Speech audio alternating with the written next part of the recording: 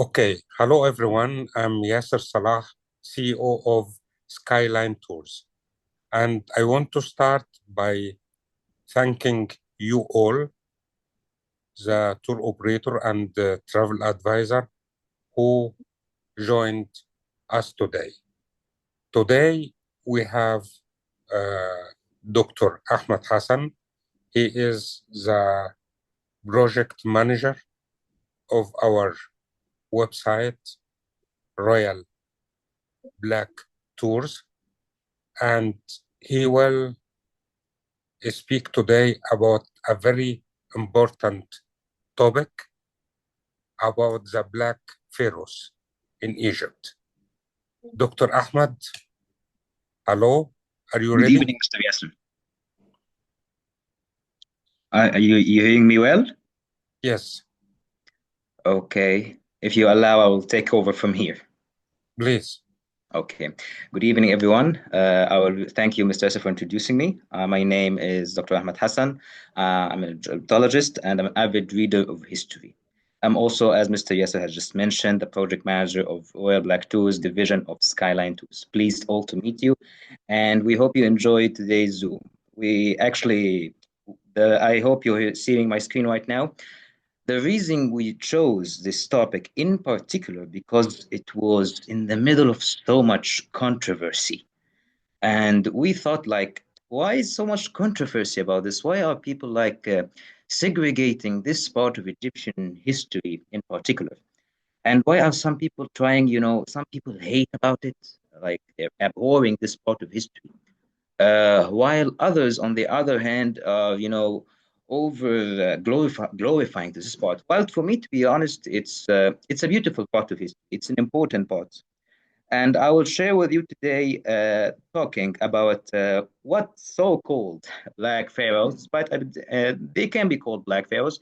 But to be honest, I prefer to call them Pharaohs, just Pharaohs, and I will be going into details about this. I prefer to call them the pharaohs of Egypt 25th dynasty, which ruled Egypt, or major ruling family of Egypt, for over, not for over, for about a century, for 100 years. Which might some people would say, oh, that's a really short amount of time. I mean, Egypt was like for 4,000 years, BC to 100 years is nothing. If you might know that many families in Egypt only ruled for 20 years, others like 50. So in the 25th family of Egypt, they ruled 100. And when I tell you the amount of adversity and the amount of conquest they had accomplished and fought against, you will understand. So this is a map of, some would say, okay, wasn't it called the Kushite Empire? Was it called the Nubian Empire? Was it Nubian and Kushite? How do we define these things? Okay, so here, as you can see, there is a map of Egypt. Okay, uh, some rules. I know it's a bit confusing. The upper part here is Lower Egypt. I know it's northern of Egypt currently, but it's called Lower Egypt because the river flows from the south to the north. So this is Lower Egypt because here the river ends and the sea begins, and this is Upper Egypt. Okay, this is called Nubia. This is Upper Nubia and Lower Nubia, and this is the second cataract of the Nile, which is important. We don't really need to go into details, but I thought you should know. So, what is Egyptian? What is Nubian and what is Kushite? Okay, what is Egyptian? I would like you to know that Egypt, current geographical landmark in Egypt right now, is not as it appears. Most of Egypt was huge. It extended up to the third cataract and even more in the greatest conqueror in Egyptian history, Thutmose III. So we would like to know, okay, so what does it mean to be Egyptian? Are they lands that Egyptians conquered and spread their culture? Is it the original Egyptians that lived in Thebes and Memphis? And what does it mean to be Nubian? Did they have this separate culture or not? And what is the Kushite kingdom and when did it start? So let's start beginning with what is the relationship between Egypt and Nubia? So the relationship between Egypt and Nubia goes way back, not in the 25th family of Egypt, up to the 8th family, about 2,500 BC. It is like more than 4,500 years ago. I want you to realize the number. Okay, so were they a part of Egypt? The answer is no. Nubia was not a part of Egypt back then. However, let's just say they were so interconnected that none of them could exist without the other, not because not just because of trade, because as you can see here, these are small statues. You can find them in any major Egyptian museum. You can find them in the Egyptian Museum, in the great Egyptian museums that's newly established. You can find them.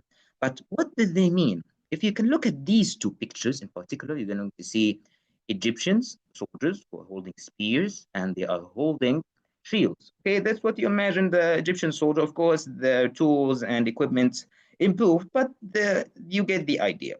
However, if you look at the picture here, you find that their color is in a darker tone of side. Okay, what is this, like a different pigment of paint that was used? It is accidental. I mean, can I find soldiers with this particular color? These were archers.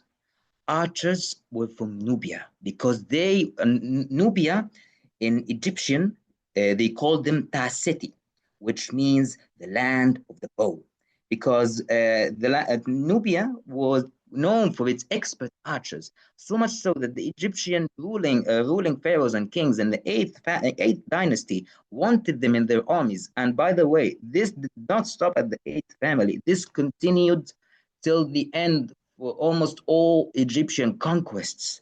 As you can see in the map right here, this is Egypt in Thutmose III. Wait, who is Thutmose III? He is the greatest Egyptian conqueror. More than about 22 wars he fought. He won all 22. He created the first organized naval army, and he was called the Napoleon of Egypt. You know what his army was made of? Egyptian soldiers, some war horses, and Nubian archers. Back then, they didn't have cannons. How do you think the naval fights happened? How do you think the fights between soldiers happened? There were always Egyptian soldiers at the forefront, and there were always Nubian archers. You have to understand that for more than 1,500 years, the interconnected history between Egypt and Nubia, they used Nubian archers. Someone say, okay, why didn't Egyptians learn how to hunt like Nubians? Because that's how Nubians lived. They hunted, they ate, they took the skin, they sold it in trade. It's their whole culture and identity. So that's why I need to understand, because you cannot separate Nubia from Egypt. And in fact, from the 18th family, which is about 1600 BC, Egypt and Nubia will rule together because, of course, all might have name of the king Ahmos, which is the king of the 18th family and maybe one of the most powerful families in Egypt, where, of course, you've heard name Tutankhamun was the last. We will go into a little bit of detail, but I just want you to understand you cannot separate Egypt and Nubia. Nubia is currently in Egypt, by the way, and there are many monuments you can see, and even in Karnak temple, of course, everyone that has been to Egypt or will go to Egypt at Karnak. And if you know where to look, you will see the history of the Egyptian rulers and kings of the 25th family. Okay, let's speed forward a bit. 1070 BC, what happened? The new kingdom of Egypt starting to have turmoils, and they were starting to weaken, which is, it's normal for any family in either Greek or Egyptian or Mayan to experience periods of hardship, and that's absolutely normal. So what happened? The Kushite kingdom, which was the third question, the second slide, was a kingdom that was established 1500 BC, which is really old. However, what did they come apart? Kush was also called Nubian. So what is the true name? Nubian is the new Kush, and Kush is the old Nubian. Simply speaking, Kush with Nuba, because the capital was always in Nabta, Nabata, where you can choose how to pronounce it, which was currently in southern Egypt and northern Sudan. This is where they originated from, and in Nubia currently. So, when did they re-establish and how so? With the weakening of Egypt, it began to disintegrate into multiple small kingdoms inside of Egypt, like four kingdoms in Lower Egypt, which is near the sea. Do not forget, I know it's confusing. And What remained is Thebes in the south, which was mostly the main Egyptian capital for most strongest Egyptian rulers, and Nubia. Nubia reestablished itself. Okay, I will go into great detail, but I just want you to see this. This, of course, is the family tree, or not the family tree, the you can say it's the tree of Egyptian 25th family.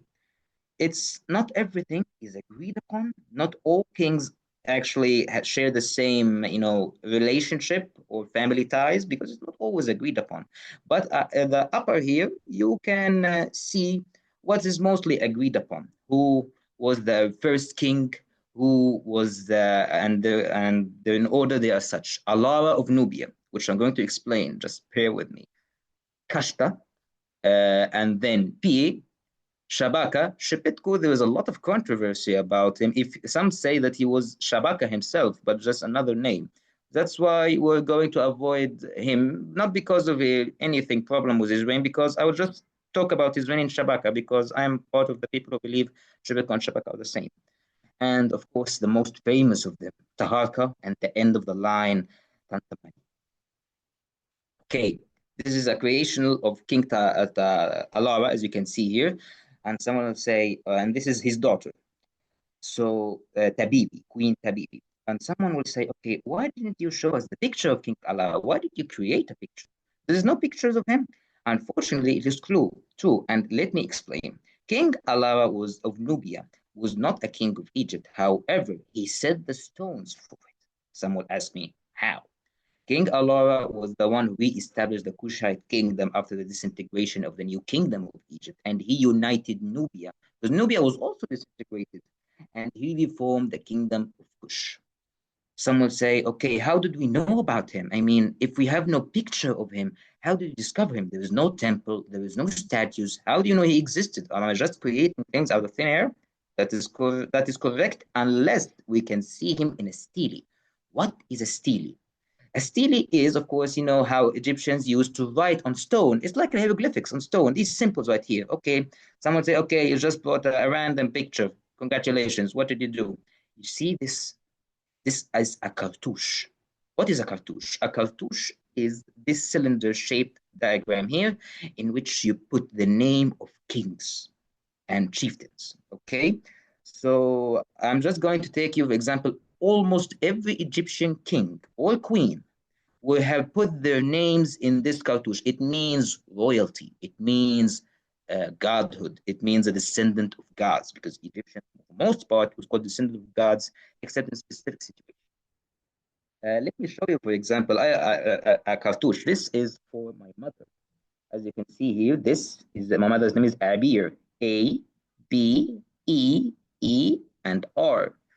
I believe everyone who visits Egypt should get this chance to get his cartouche in gold, such as this one. It's really a very precious memory. My sister also have her own cartouche, and I believe it would be a waste not to make your own cartouche when you visit Egypt. It's really unique and it's really beautiful. And by the way, this is not random characters. This is the same, because if you look at the left, it's the eye symbol.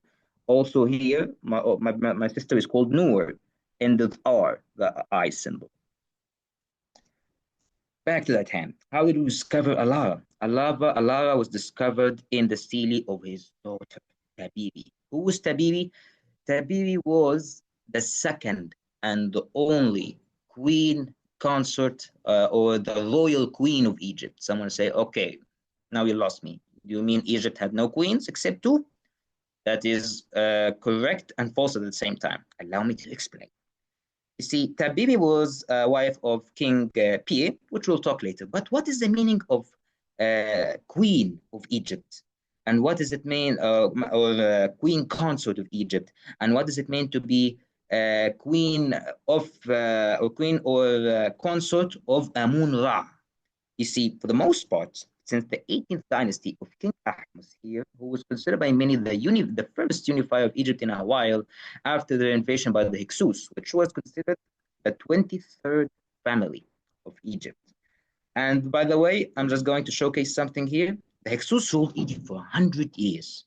And still, despite the fact they have monuments, they were not really liked. despite they are part of history and they exist and they represent the 23rd considered, sorry, the 15th family that ruled Egypt, they were still not accepted because they segregated against Egyptian people. They, despite the fact that they used Egyptian custom, Egyptian language, and Egyptian trade laws and systems, they were still not accepted. This highlights to you why the Hyksos were invaders, but the Nubians were not considered. And I will show you how the Nubians came to power in Egypt and in Thebes. And you understand why you cannot consider Nubia separated from Egypt. Okay, and I cannot consider them conquerors of Egypt because actually the third king, which we will talk about, ruled Thebes by peaceful means. Back at hand, King Ahmose here was one who unified lower and upper Egypt in 1800 BC. This was his queen, Queen Nefertari. Okay, so Queen Nefertari was the first wife of the god Amun-Ra. God Amun-Ra was considered by many theologies the main Egyptian deity of the 18th family and for the most of the rest of Egyptian history and mythology. Even know this, Amun is the name of the god that Tutankhamun, or Tutankhamun, you call it, is named after. The priests of Amun is the ones that invited Alexander when he came and conquered Egypt and gave him the prophecy of his conquests throughout the world. That I want you to understand the power of Amun-Ra and the priests of Amun. She was the first queen consort of Amun. And she was like any, she was a queen of Egypt and a queen of Amun. She was married to Amun and the king of Egypt.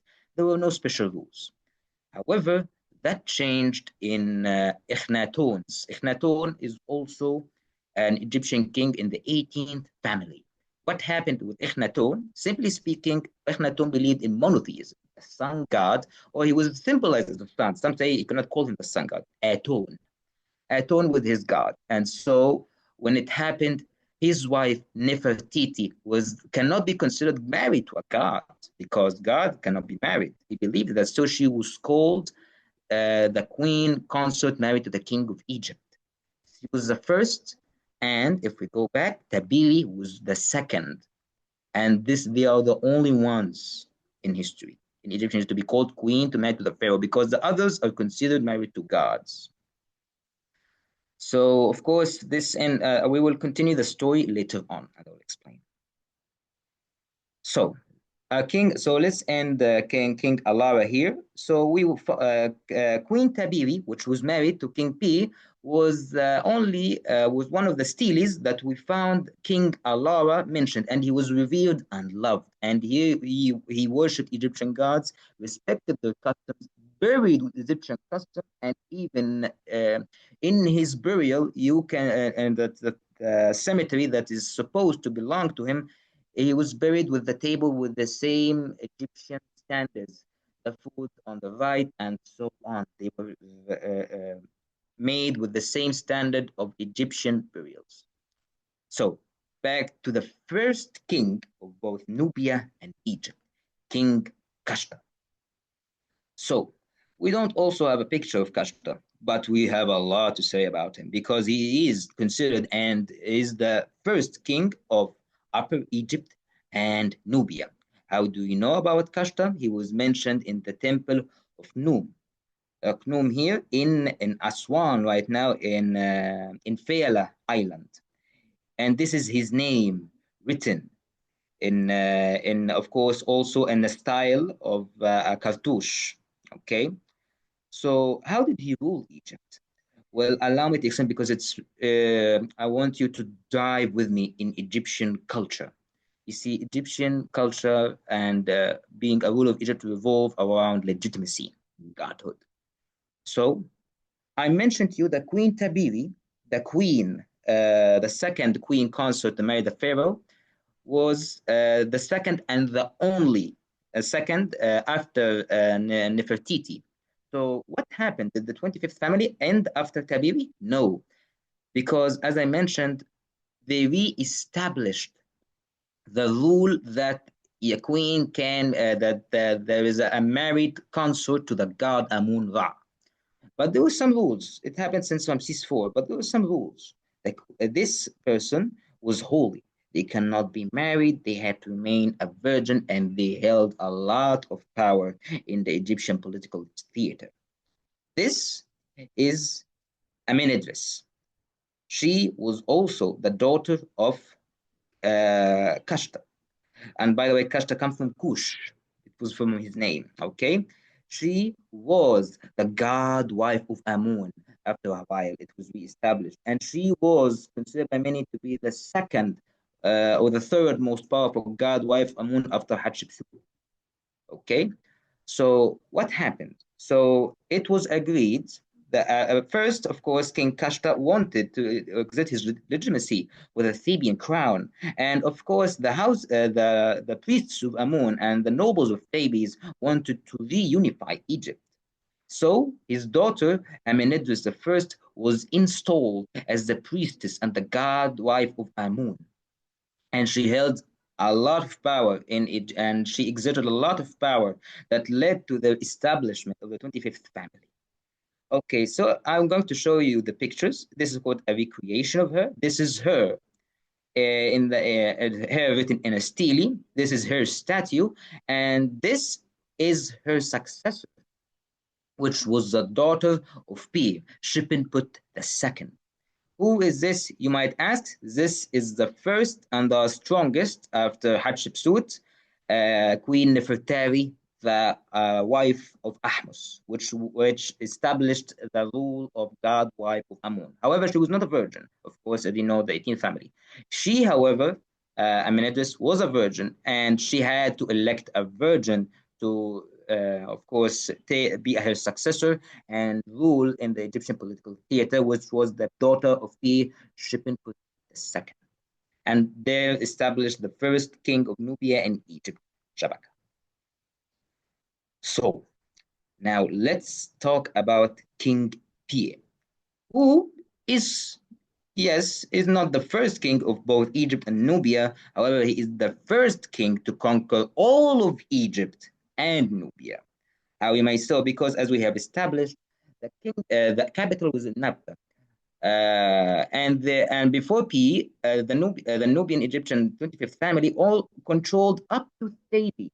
They didn't really go above it. And here came P. He was the first king to unite all of Egypt.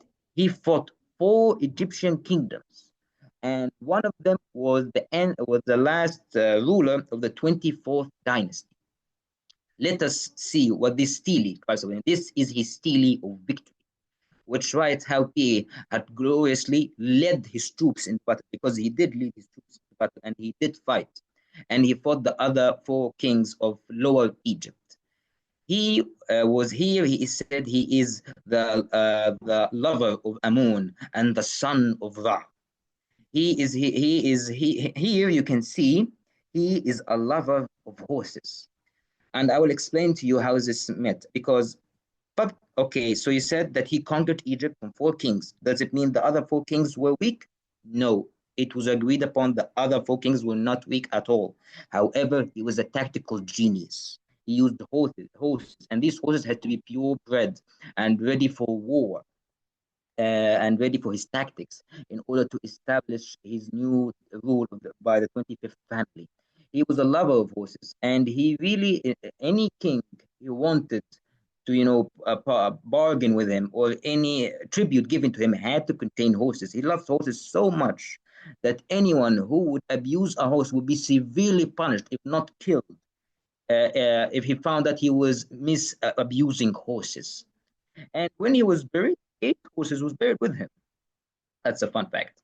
Okay, this, as you can see here, is the height of Egyptian 25th family power.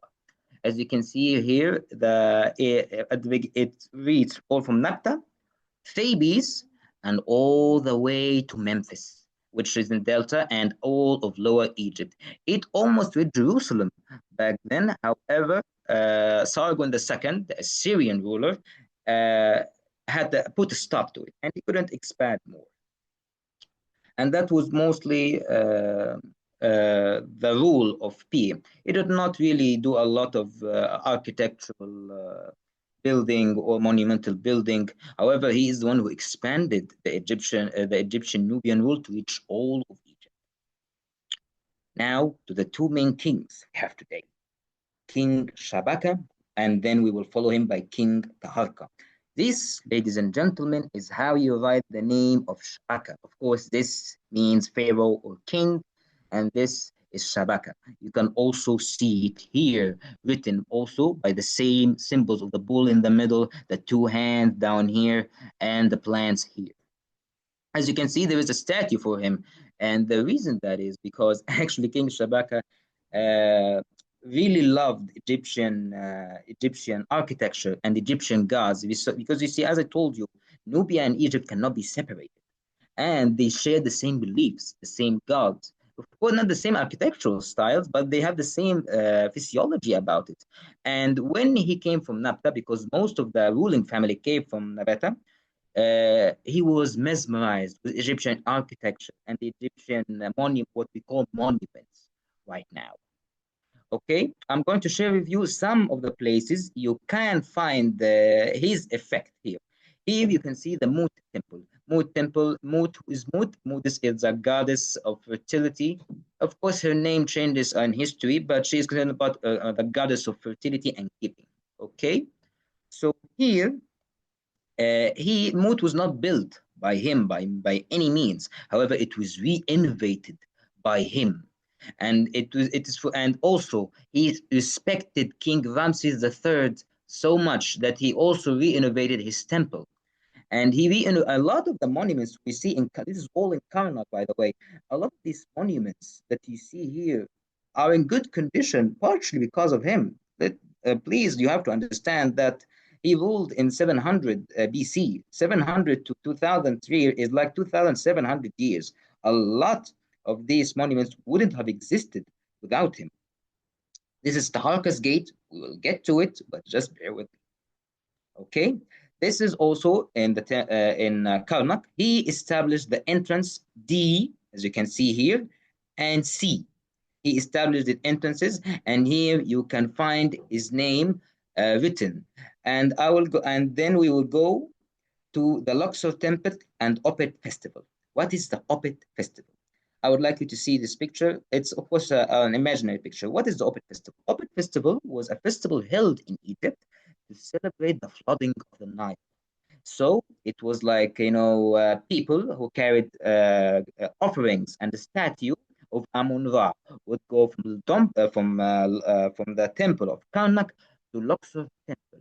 Okay, what does this ceremony mean? What did it end? It's just celebrating? It's just a mere celebration, of the flooding of the Nile and beginning of the farming season? You can say that, but also had a bigger meaning because you see, during the ceremony, the king of Egypt had to be, let's say, interlinked. People, they use the word marriage, but marriage can also be used as interlinking with the god Amun. And here, Shippenput II, the daughter of E, was in the temple, and they supposedly rebirthed him into the god king of Egypt. He was not no longer just a pharaoh, he was the god king Shabaka because he was reborn under Amun Ra.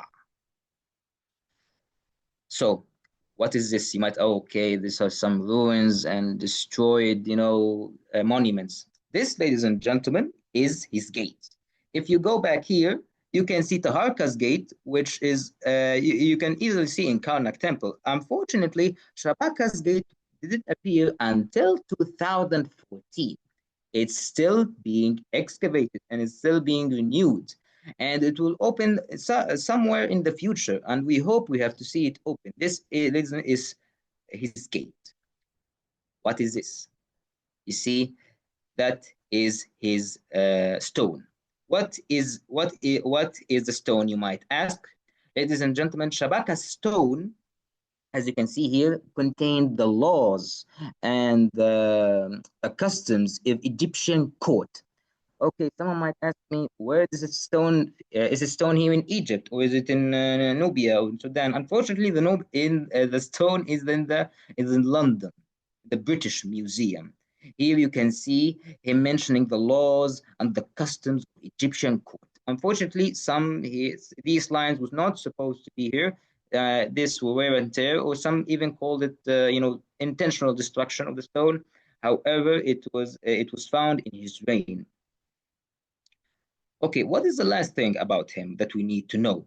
The last thing we need to know is because, as I mentioned before, PA wanted to re-establish Egyptian rule back to Jerusalem. So did it succeed, as we mentioned before? No, it did not succeed. So what happened? You see, Sargon II, the king of Assyria, really wanted to take Egypt. Unfortunately for him, Shabaka did not allow him at all. Because despite you might say he focused so much on architecture and his own gate and celebration and such, he didn't know, was not a man of war. He was not a conqueror. But make no mistake, every attempt to take an inch of Egypt was met by him and thwarted. Sargon II failed and even died during this period of time because he could not take any part of Egypt. Now, the most famous, which many consider him the strongest, most architecturally important, and also the most biblically important, or second most biblically important king of Egypt, King Taharqa. Of course, you might have all heard of him. As you can see, this is his statue because Taharqa is considered, despite that Pierre is the one who extended Egyptian rule way up to the way to Lower Egypt. You see, Taharqa was the height of the Egyptian 25th family power. Despite a lot of wars, Egypt won most of them, and they were really facing a lot of difficulties. Let's start by a brief history about King Taharqa. King Taharqa was the son of King Kie from his wife Abar, my bad, Abar. So some might call his ascendancy to the throne a bit unconventional because he was not the son of Shabaka, but he nonetheless ascended. The story states as such. He arrived at Thebes and later on was instead of Nabta the capital because Shabaka changed the capital from Nabata to Thebes, which enlightens you how much they embraced the Egyptian side or Egyptian identity or Egyptian gods, their gods. And when he arrived there, he said that he fell in love with Egyptian architect and temples and custom. And he was angry because not all Egyptian temples were taken care of. He was not supposedly the direct line of ascension, but when he was a prince, he was loved so much by his predecessor that he named him his successor. By the way, every succession in the 25th family was a peaceful succession. None of them fought over it. They were all peaceful, and they were established easily. There was no infighting between them at all, despite the fact that you have seen the family tree to be quite extensive. This was not a case here. This was also, as you can see, not the conventional crown that the crown or head gown that the Egyptian ruler wore, because as you can see, it was intermingling of culture. Despite the fact that he also worshipped Amun Ra, the capital was in Thebes, and he was the leader of Egypt. He still had his own style and his own upbringing because he grew up in Nabat. Okay, what is this? This is his column because every major Egyptian king liked to make his column celebrating his achievement and victories. For the most part, he defeated all Assyrian conquests. This is also the room where the Opet festival was repeated, and he was also married to the god Amun Ra. And here we can see this is Assyrian picture. This is not Egyptian made, but Assyrian picture of Egyptian soldiers. And of course, as you can see, he has Nubian characteristics because he's a bowman protecting Egypt against the Assyrian attack during Taharqa's reign. Back to the picture here, as you can see here, this is Taharqa's gate. Taharqa was also a lover of temples. In fact, as you can see in the picture here, he brought a part of style of the Nubian culture and Nubian identity with him. So much that most historians agree that in the future, which I'm going to say after Assyrians entered Egypt and made the sack of Thebes, despite all this, they could not separate the mixing of Egyptian and Nubian and Cushian gods and culture. Taharqa made it inseparable even after all the sacking and burning of Thebes. This is Taharqa's gate, as we had mentioned before in Karnak temple. This is Taharqa embracing Horus, and this is him giving a tribute to him.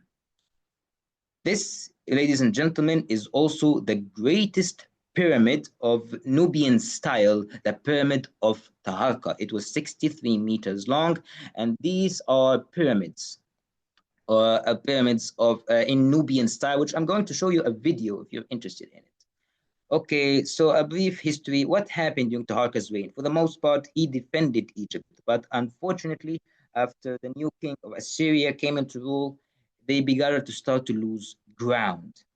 And after that, they lost some parts of Memphis, but later Taharqa regained it. During these fights, despite not controlling Memphis before he taking it, Taharqa was a symbol for Egyptian resistance to the Assyrians. Assyrians really never really ruled Lower Egypt during the reign of Taharqa. In fact, Taharqa was still considered king during these times. And so came the last king of the 25th family, King Tantamani. King Tantamani was also not the son of Taharqa, he was the son of Shabatka. So how did his reign of the 25th family end here? You see, he also came from Napta. He was a prince of Nubia, and he also rode a great army to reunite Egypt. And he did succeed killing the Assyrian emissary in Memphis. And along the way, when he was from Upper to Lower Egypt, every fortress that was not under Egyptian control and every town surrendered to him, and they opened their gates to him. And even those who did not surrender refused to fight him and just closed their fortresses. They didn't want to fight the king of Egypt because he was considered by many to be the rightful ruler of Egypt. Unfortunately, King Tantamani is the last one because he was last at the 97 years in the 100th century that they ruled Egypt, was pushed by the Assyrians, signaling the end of the 25th family. He did not die. He retreated to Nabata again. Unfortunately, he did not do any more armies or conquests to try to regain Egypt, ending his life. This is a video I would like to share to you of the Nubian style of pyramids. There are about 200 in Egypt. Please watch.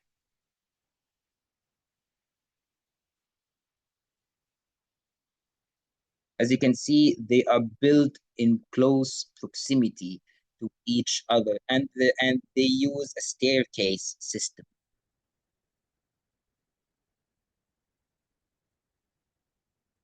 Some of them are complete, others, of course, due to wear and tear, have been affected, which is expected.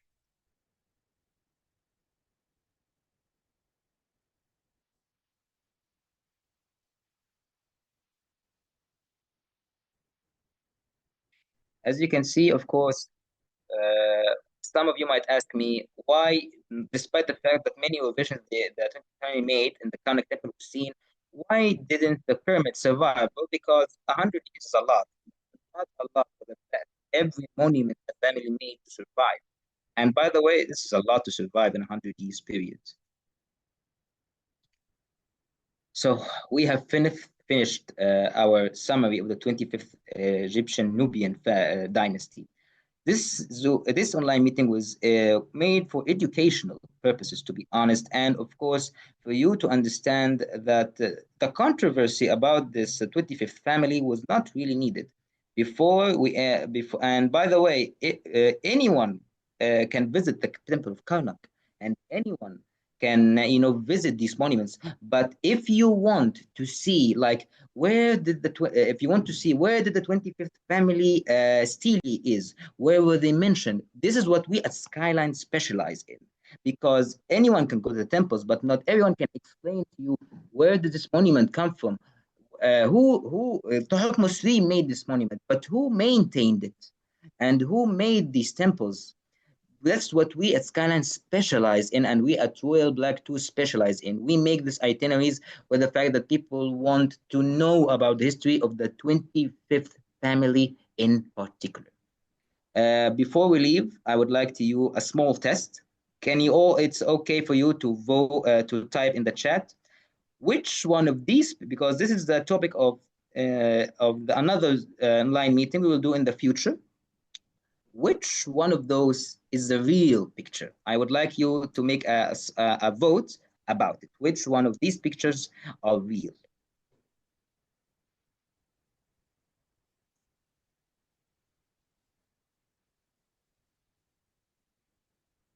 You can unmute them, Yahya, so they can, say which one of these pictures are real and why.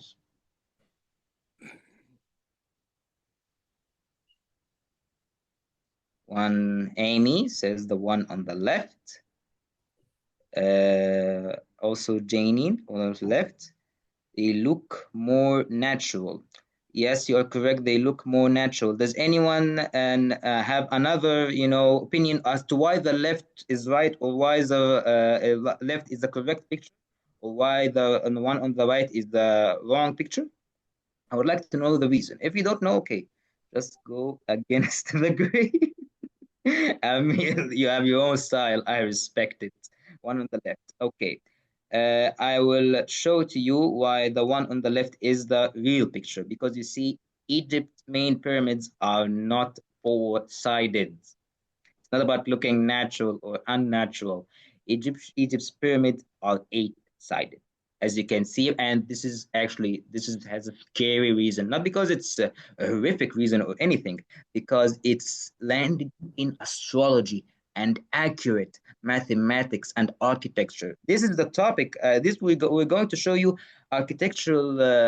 Architectural monuments in Egypt and how they were made and why they are so scary.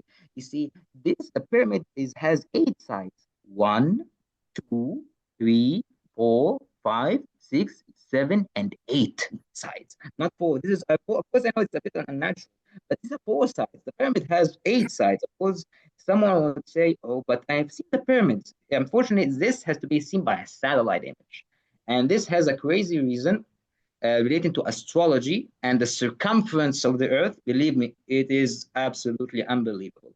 But I will keep you hanging. I know I'm a bit cruel, but I have to keep you hanging here. I wish you to attend the next Zoom meeting regarding Egypt and astrology and how they express this in this architecture and how like we expect the Egyptian pyramid to be built crudely, like, oh, the Egyptian brought slaves and they put stones on top of each other and such. No, no, no. This cannot have happened. When we do the math, you Thank, would realize this could not have happened haphazardly. This was surgical. thank you, Dr. Ahmad, for your Thank you so much. time, and I just want to tell you that the next Zoom meeting, it will be about Iraq and the fam trips in Iraq next December. And before we leave, if you have any questions, you could raise your hand, or you could write down here your questions. And I want to add that we have a website for royalblacktours.com. If you need any tailor-made tours for your group who are interested for the African Nubian culture in Egypt, we are there all the time. So في حد رفع ايده؟ Okay, I think nobody have any questions now. Sorry, I came late. Do you guys pick up? Of course, we do from the airport to the airport to come back to the airport. Uh, the whole thing, transportation, sightseeing, accommodation, everything we do.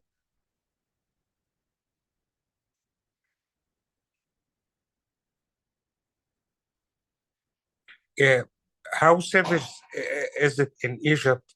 You know,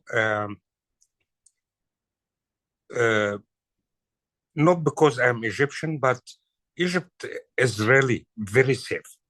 And if you watch the media, we have nothing. The people, yani, a lot of travel agents right now from yesterday and very famous travel agent visit Israel yesterday. And we are very far from Israel. The nearest city is Cairo, is about more than 600 kilometers from Israel. Luxor and Aswan, more than 1,500 kilometers away from Israel. So we are away of everything. We are very safe. And I think we don't hear any accident for any tourist in Egypt since a long time. So don't worry. And we could do, if you have a group, even for free. If you don't even make this group with us, we can have a private Zoom meeting for free for your group to let them know more about Egypt, about safety. And we also have police convoy with all like a car of police in front of our group and another car in front of behind our bus. And we have a police inside with gun inside our bus to make our people feel more safe. So thank you. And next week, we'll send you another email about our Zoom meeting in Iraq. Thank you so much. Bye-bye.